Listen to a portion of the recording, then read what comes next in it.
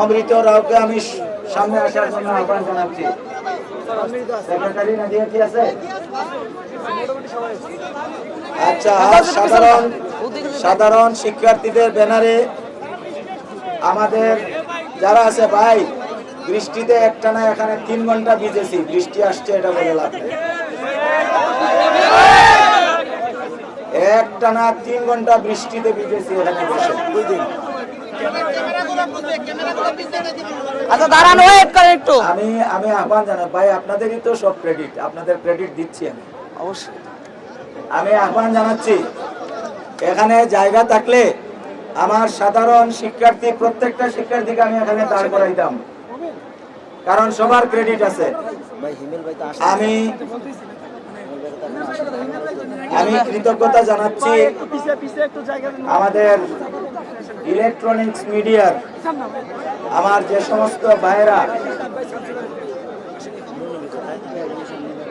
আমি শামসুল আরিফিন হিমেল এবং নুরুন নবী রাকিব, আমি দৃষ্টি আকর্ষণ করছি সামনে আসার জন্য। আপনারা ইলেকট্রনিক্স মিডিয়ার ভাই যারা, আপনাদের অবদান জগন্নাথ বিশ্ববিদ্যালয়ে আমরা কোনোদিন বলবো না ভাই। আপনারা আমাদেরকে যেভাবে ধারণ করেছেন, আমাদের পাশে দাঁড়িয়েছেন, আমাদের শিক্ষার্থীদের পাশে দাঁড়িয়েছেন, আপনারা সত্যিকার অর্থে আমরা সাংবাদিকতার যে পেশাদারিত্ব, সেই পেশাদারিত্বের পরিচয় দিয়েছেন। আমরা সবাই একটু চুপ করি।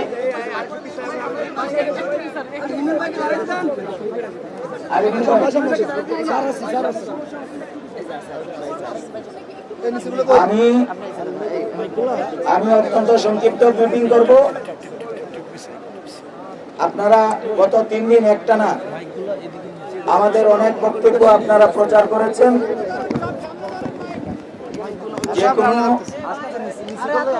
একটি আন্দোলন, সেই আন্দোলনের একটি সূচনা থাকে, সেই আন্দোলনের একটি পরিসমাপ্তি থাকে। আমাদের জগন্নাথ বিশ্ববিদ্যালয়ে ডিজাইন, এলিগেন্স, বিউটি, সেরা পণ্য সবার জন্য জেভিকো।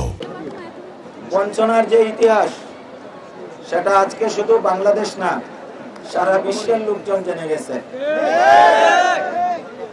জগন্নাথ বিশ্ববিদ্যালয়ের আমাদের সুনির্দিষ্ট 3টি দাবি এবং পরবর্তীতে আমাদের শিক্ষক এবং শিক্ষার্থীদের উপর হামলার পরিপ্রেক্ষিতে সংশ্লিষ্টদের বিচারের যে দাবি, এই 4টি দাবি নিয়ে আমরা গত 14 তারিখ থেকে আজকে 16 তারিখ রাত্রি পর্যন্ত এখানে আমরা কন্টিনিউ অবস্থান করেছি। আমাদের অনেক শিক্ষার্থীরা অক্লান্ত পরিশ্রম করেছে, এখানে রাত জেগেছে, না খেয়ে এখানে ধারাবাহিক ঘন্টার পর ঘন্টা বসেছিল। আমাদের এই শিক্ষার্থীরা অনেকেই সিনিয়র। কয়েকদিন পরে আমাদের শিক্ষক সমিতির কয়েকদিন পরে তারা ক্যাম্পাস ত্যাগ করবে।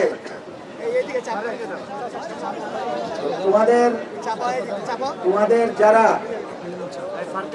ফার্স্ট ইয়ার সেকেন্ড ইয়ারে আছো, যারা অনাগত দিনে জগন্নাথ বিশ্ববিদ্যালয়ে পড়তে আসবে, তোমাদের সুবিধার জন্য তোমাদের পূর্বসূরীরা যে দৃষ্টান্ত স্থাপন করে গেল, এটাও বাংলাদেশের বিশ্ববিদ্যালয়গুলোর ইতিহাসে একটি অনন্য দৃষ্টান্ত। আজকে আমি যাদেরকে নাম ডেকে সামনে এনে দাঁড় করিয়েছি, এরা আমাদের জগন্নাথের জাতীয় বীর। আমরা তাদেরকে কখনো ভুলব না। এই আন্দোলনে আমাদের শিক্ষকরা যেভাবে শিক্ষার্থীদের পাশে দাঁড়িয়েছে, এটিও ফ্যাসিবাদ মুক্ত বাংলাদেশের ইতিহাসে একটি অনন্য দৃষ্টান্ত। আমার শিক্ষক সমিতির সংগ্রামী সভাপতি, আমার শ্রদ্ধাভাজন শিক্ষক, যিনি আমার পাশে দাঁড়িয়ে আছেন, উনি নভেম্বরে রিটায়ার্ডে চলে যাবেন। ওনার বয়স 65। এইটা বোঝার কোনো কায়দা ছিল না যেদিন পুলিশ টিয়ারশেল মেরেছিল। উনি চোখের পলকে সেই ব্যারিকেড ডিঙ্গিয়ে পুলিশের কাছে চলে গিয়েছিল। আমরা এইভাবেই জগন্নাথ বিশ্ববিদ্যালয়ের শিক্ষক এবং শিক্ষার্থীদের সেতু বন্ধনকে যতদিন বেঁচে থাকবো ততদিন আমরা টিকিয়ে রাখার চেষ্টা করবো ইনশাআল্লাহ। সম্মানিত মিডিয়া কর্মীবৃন্দ, সম্মানিত সুধীবৃন্দ, আমাদের সুনির্দিষ্ট দাবি নিয়ে গত 2 দিনই বিভিন্ন মন্ত্রণালয়ে বিভিন্ন আলোচনা হয়েছে। আপনাদের মাধ্যমেও আমরা অনেক সংবাদ পেয়েছি। গতকালকে রাত্রে 2:30টার সময় আমাদের প্রতিনিধি দলকে ডাকা হয়েছিল। আমি আমার নেতৃবৃন্দের সাথে কথা বলে সেখানে অ্যাটেন্ড করেছি। সেখানে কিছু বিষয় আমার কাছে অস্পষ্ট ছিল। আমি প্রশ্ন করেছি, আমি সন্তুষ্ট হইতে পারি নাই। আমি সেখান থেকে চলে এসেছি। তখন রাত্রি প্রায় 3টা বাজে। আমি সকালে এখানে দাঁড়িয়ে নো রিটার্ন কর্মসূচি আমি ঘোষণা করেছি। আমাদের এই অনড় অবস্থানের কারণে সরকার আজকে শুক্রবার সকাল 11:30টায় আন্তঃ মন্ত্রণালয় বৈঠক ডেকেছেন।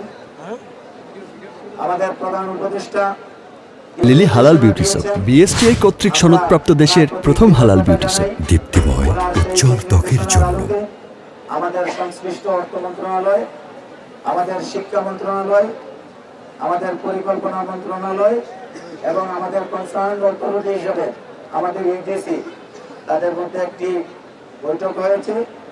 সেই বৈঠকের সারাংশ এবং সিদ্ধান্ত নেওয়ার ক্ষেত্রে আমাদের মতামত নেওয়ার জন্য আমাদেরকে ডাকা হয়েছিল। আমরা সেখানে 3 জন গিয়েছিলাম। সেখানে বিস্তৃত আলোচনা হয়েছে এবং আমরা আমাদের দাবিগুলোকে সেখানে স্পষ্টভাবে উপস্থাপন করেছি।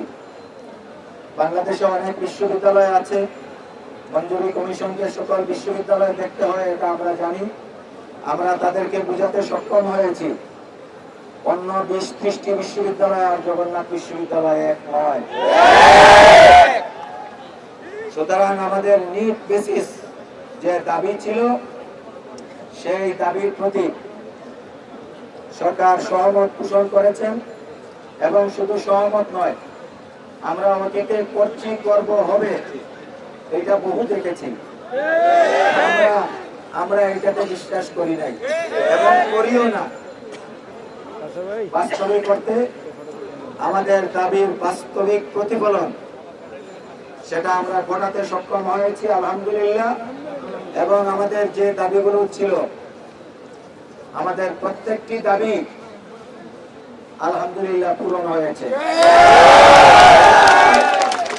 এটা জগন্নাথ বিশ্ববিদ্যালয়ের জন্য যারা এই আন্দোলনটি করে এইটি আদায় করলেন, ইতিহাসের পাতায় আমরা তাদেরকে জাতীয় বীরের মর্যাদা দিতে চাই ইনশাআল্লাহ।